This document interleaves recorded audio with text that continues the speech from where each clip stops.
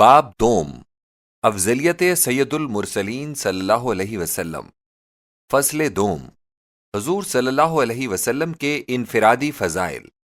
یہاں تک جو کچھ مذکور ہوا فضیلت خاتم النبیین کا بیان دیگر مرسلین رب العالمین کے فضائل کے ساتھ ساتھ تھا، مگر حضور صلی اللہ علیہ وسلم کی نعوت عالیہ اور محامد متکاثرہ ایسے بھی ہیں جن میں حضور صلی اللہ علیہ وسلم بالکل منفرد ہیں۔ ان کا بیان انشاءاللہ تعالی اس کتاب کے باب ششم میں ہوگا۔ خاتمہ باب سے پیشتر اس جگہ ایک مختصر سا مضمون جو ایک آیت مبارکہ کے تحت میں لکھا گیا ہے درج کر دیتا ہوں۔ امید ہے کہ محبان صادق و متبعین مخلص اسے بھی باب حاضہ سے متناسب پائیں گے۔ اللہ جل و علا نبی کریم صلی اللہ علیہ وسلم کو یوں مخاطب فرماتا ہے، یا ایہا النبی انا ارسلناک شاہدا ومبشرا ونذیرا وداعیا الی اللہ باذنہ وسراجا منیرا۔ سورۃ الاحزاب۔ اے نبی، ہم نے تمہیں بھیجا ہے گواہ بنا کر، بشارت دینے والا اور ڈرانے والا بنا کر، اللہ کی اجازت سے، اس کی طرف دعوت دینے والا بنا کر اور روشن چراغ بنا کر۔ شاہدن، قرآن مجید میں نبی صلی اللہ علیہ وسلم کو شاہد بھی فرمایا گیا ہے اور شہید بھی۔ مندرجہ ذیل آیات پر غور کرو۔ یا ایہا النبی انا ارسلناک شاہدا ومبشرا ونذیرا۔ سورۃ الاحزاب۔ اے نبی، ہم نے تمہیں بھیجا ہے گواہ بنا کر، بشارت دینے والا اور ڈرانے والا بنا کر۔ انا ارسلناک شاہدا ومبشرا ونذیرا۔ سورۃ الفتح۔ ہم نے تم کو شہادت دینے والا، بشارت دینے والا اور خبردار کر دینے والا بنا کر بھیجا ہے۔ لیکون الرسول شہیدا۔ سورۃ الحج۔ تاکہ رسول تم پر گواہ ہو۔ ویکون الرسول علیکم شہیدا۔ سورۃ البقرہ۔ اور رسول تم پر گواہ ہو۔ وجئنا بک علی ہؤلاء شہیدا۔ سورۃ النساء۔ اور ان لوگوں پر تمہیں گواہ کی حیثیت سے کھڑا کریں گے۔ شہادت امر کے واقعے کو بیان کرنا اور دوسرے شخص کو اپنے بیان کے ذریعے سے اس امر کا باور کرانا ہے۔ نبی صلی اللہ علیہ وسلم کی شہادت جسے حضور صلی اللہ علیہ وسلم نے ادا کیا اور جسے ادا فرما کر لوگوں کو تیقن کے درجے تک پہنچایا، امور ذیل کے متعلق تھی۔ ہستی باری تعالی، تقدیس ذات و تنزیہ صفات، سلسلہ وحی، وجود نبوت، اعمال کا جزا و سزا سے تعلق، جزا و سزا کی حقیقت، وجود عالم معاد، عالم ارواح، علوم ما بعد الطبیعہ، ان امور کو جس وضاحت اور کمال علم اور روشن دلائل اور براہین قاطعہ سے نبی صلی اللہ علیہ وسلم نے بیان فرمایا، اور پھر اپنی گفتار و کردار سے اس صداقت کے تیقن کو ملحدوں اور دہریوں، منکروں اور مادہ پرستوں کے قلوب میں مستحکم فرمایا، یہ حضور صلی اللہ علیہ وسلم ہی کا حصہ تھا۔ معلوم ہوتا ہے کہ قدرت الہیہ اور حکومت ربانیہ نے نبی صلی اللہ علیہ وسلم کو دنیا کے سامنے بطور اپنے گواہ کے پیش کیا ہے۔ یہ ایک قانونی حقیقت ہے کہ گواہوں کی قلت یا کثرت کسی معاملے کے ثبوت و نفی پر ذرا مؤثر نہیں، بلکہ شہادت کو قوت دینے اور صداقت کے درجے تک پہنچانے والی جو شے ہے وہ شاہد کی ثقاہت، اعتبار اور راست بازی ہے۔ نبی صلی اللہ علیہ وسلم کی راست بازی اور اعتبار کی یہ حد تھی کہ جب کفار نے ابوبکر صدیق رضی اللہ عنہ سے دریافت کیا کہ تم نے کیوں کر محمد کو رسول خدا تسلیم کر لیا، تو انہوں نے جواب دیا کہ یہ ہونٹ جھوٹ بولنے والے کے نہیں۔ ہرقل نے ابو سفیان کے جواب میں کہا کہ جس شخص نے کبھی کسی مخلوق پر جھوٹ نہیں بولا، ناممکن ہے کہ وہ اللہ تعالیٰ پر جھوٹ باندھنے لگے۔ ابو جہل جیسے الد الخصام نے کہا تھا کہ محمد، میں تجھے جھوٹا نہیں سمجھتا مگر تیری تعلیم پر میرا دل ہی نہیں جمتا۔ صداقت اور اعتبار ہو تو ایسا ہو کہ خواہ کوئی شہادت کو قبول کرتا ہے یا نہیں، لیکن شہادت دہندہ کی ثقاہت کے خلاف ایک حرف بھی زبان سے نہیں نکالتا، یا بقول ابو سفیان نہیں نکال سکتا۔ بلکہ ہر شخص دل میں سمجھ گیا کہ اس کے خلاف لب کشائی کرنا اپنی ہنسی کرانا اور خود کو ذلیل کرنا ہے۔ حضور صلی اللہ علیہ وسلم نے اس شہادت کو دشت و جبل میں آشکارا کیا، بیابان اور شہروں کے سما اور قلب تک پہنچایا اشہد ان لا الہ الا اللہ کہ نعرے سے فضائے ارض و سما کو بھر دیا اور سننے والوں کے دل و دماغ کو شک و انکار اور تذبذب و گمان کے ہوائے فاسد سے خالی کر دیا۔ اللہ اکبر! شاہد کس زبردست شہادت سے اٹھا ہے جس کے منہ سے نکلتے ہی وہی کلمہ شہادت ہر ایک کی زبان پر رواں ہے، اور کیا عجمی، کیا عربی، کیا شرقی، کیا غربی، ہر ایک اسی شہادت کا کلمہ خواں ہے۔ شاہد خاموش نہیں ہو جاتا جب تک ہزار در ہزار اور شمار در شمار بندوں کو وَتَكُونُوا شُهَدَاءَ عَلَى النَّاسِ کے فرض پر آمادہ نہیں کر لیتا، اور اسود و احمر اور عبید و ملوک کو كُونُوا قَوَّامِينَ لِلَّهِ شُهَدَاءَ بِالْقِسْطِ کہ وجوب امری کا پابند نہیں ٹھہرا دیتا۔ شاہد کی صداقت پر لاکھوں شاہد غیبی موجود ہو گئے ہیں، ملکوں اور قوموں، جزیروں اور وادیوں نے اس کی شہادت سے ایقان حاصل کر لیا ہے۔ تب شاہد اس داوری گاہ سے عزم رحلت فرماتا ہے اور چلتے وقت بھی ان سب کو یہ سنا دیتا ہے، انتم تسألون عني فما انتم قائلون قالوا بلغت وأديت ونصحت فقال بإصبعه يرفعها إلى السماء وينكتها إلى الناس اللهم اشهد اللهم اشهد اللهم اشهد۔ وہ پوچھتا ہے کہ لوگو، وہ قاضی جہاں، رب زمین و زماں، جب دریافت فرمائے گا کہ میں نے اپنی شہادت کو کیوں کر ادا کیا تو آپ کیا بتائیں گے؟ سب کے سب متفق اللفظ بول اٹھتے ہیں، اجی حضور صلی اللہ علیہ وسلم نے تو جتنا کچھ فرمانا تھا اسے خوب ہی فرمایا۔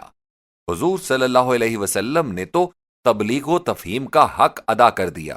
حضور صلی اللہ علیہ وسلم نے تو اپنی شہادت سے معاملے کا کھوٹا کھرا پن الگ الگ کر کے دکھا دیا۔ شاہد آسمان کی جانب انگشت شہادت اٹھاتا، پھر لوگوں کی طرف جھکاتا اور اپنے بھیجنے والے سے مخاطب ہو کر عرض کرتا ہے، الہی میری شہادت کو سن لے، میری گواہی کا تو خود گواہ رہنا، ان لوگوں کے بیان کو محفوظ فرما لینا۔ ایسے شاہد پر دل و جان خود بخود قربان ہوتے ہیں جو داوری گاہ عالم میں شہادت کے لیے اکیلا آیا اور لاکھوں لوگوں کو گواہ بنا گیا۔ فی الحقیقت اللہ تعالیٰ نے نبی صلی اللہ علیہ وسلم کو شاہد اور شہید فرما کر حضور صلی اللہ علیہ وسلم کی بہترین خوبی سے دنیا کو آگاہ فرمایا ہے۔ وَمُبَشِّرًا وَنَذِيرًا دوسری صفت حضور صلی اللہ علیہ وسلم کی وَمُبَشِّرًا وَنَذِيرًا فرمائی گئی ہے۔ تمام قرآن مجید پر نظر ڈال جائیے، کسی نبی کی نسبت علیہم وعلی نبینا الصلاۃ والسلام بشیر و نذیر دونوں لفظ وارد نہیں ہوئے۔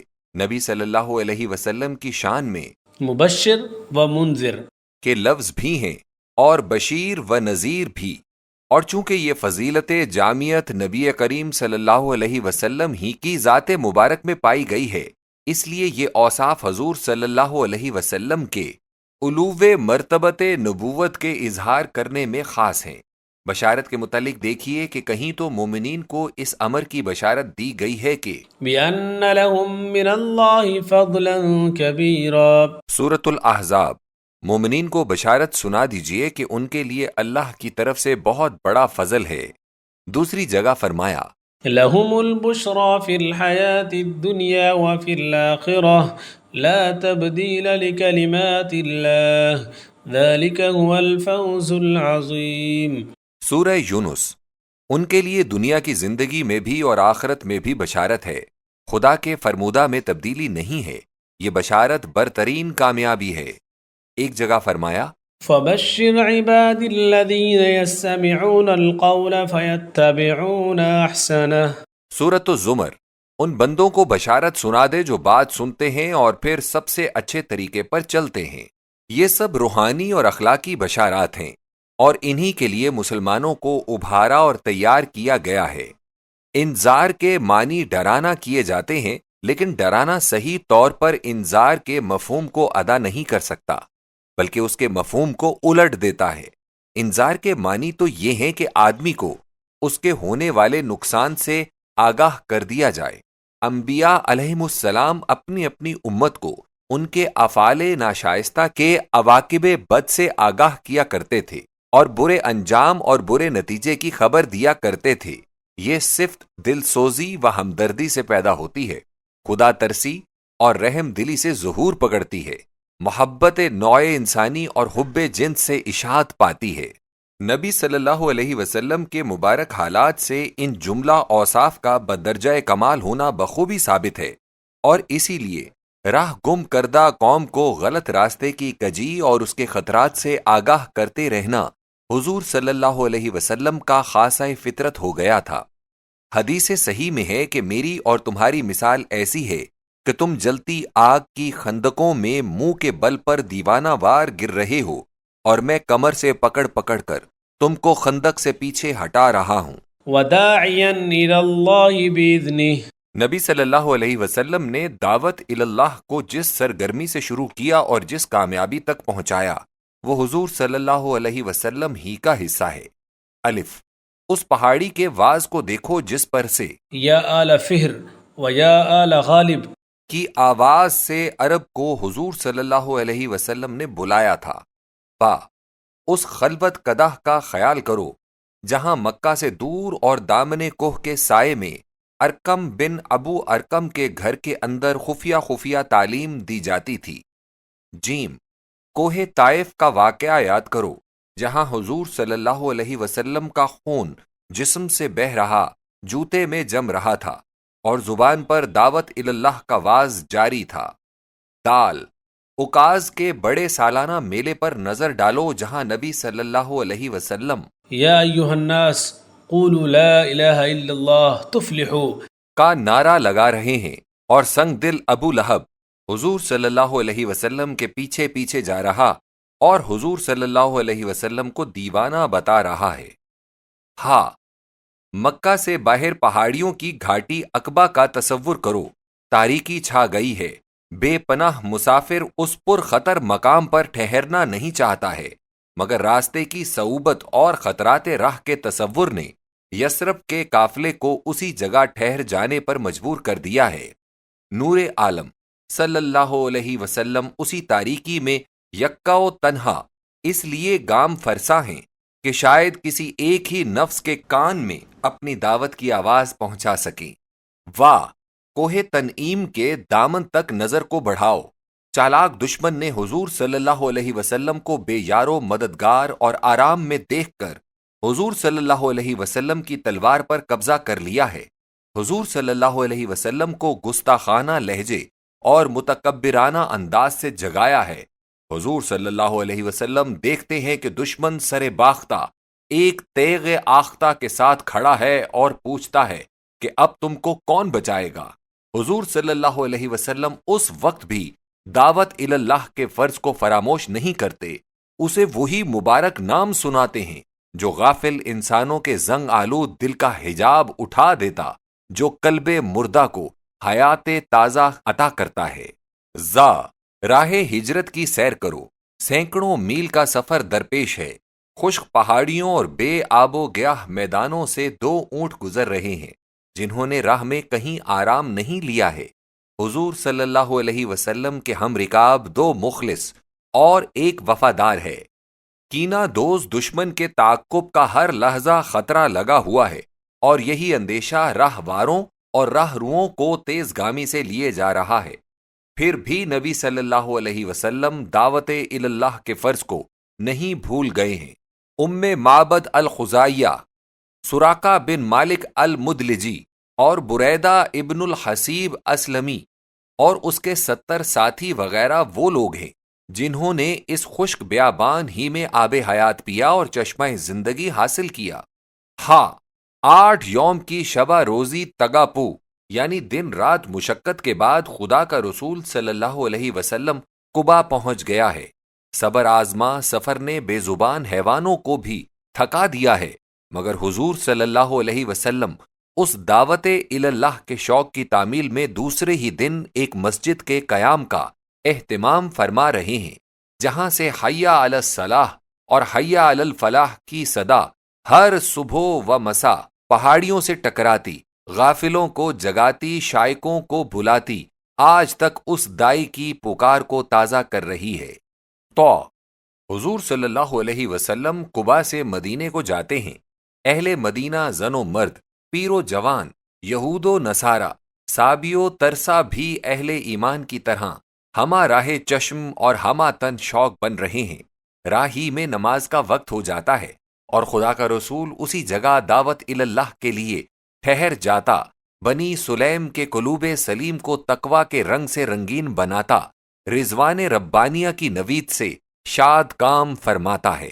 یا مدینہ میں بنو اشہل اور بنو غفار، اوس و خزرج کا ہر شخص دل و دیدہ کو حضور صلی اللہ علیہ وسلم کے فرش راہ بنائے۔ بِأَبِي وَأُمِّي بِأَبِي وَأُمِّي عرض کر رہا ہے، مگر حضور صلی اللہ علیہ وسلم دعوت اللہ کے لیے ابن سلول کے پاس جاتے ہیں۔ کوچا میں صاف زمین پر اس کے قریب بیٹھ جاتے ہیں۔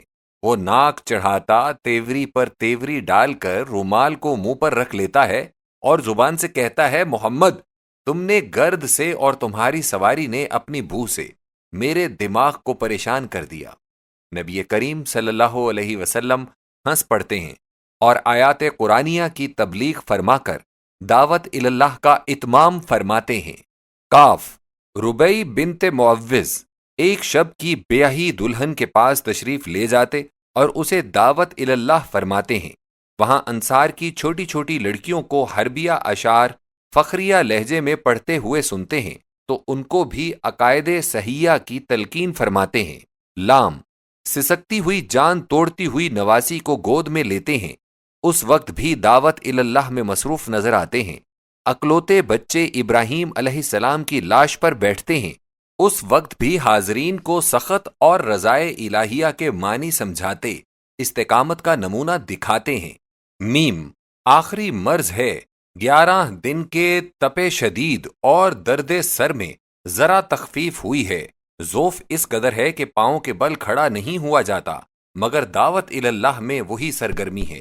سر پر پٹی باندھے ہوئے عباس رضی اللہ عنہ و علی رضی اللہ عنہ کے کندھوں پر سہارا دیے ہوئے مسجد میں تشریف لاتے ہیں۔ ممبر پر نہ کھڑا ہوا جاتا ہے اور نہ چڑھا جاتا ہے، اس کے زیریں زینے پر بیٹھ جاتے ہیں اور نصیحت بالغہ و مواعظ مودعہ سے دعوت اللہ کی تکمیل فرماتے ہیں۔ نون، آخری دن ہے، سفر آخرت میں صرف 5 گھنٹے کا وقفہ رہ گیا ہے۔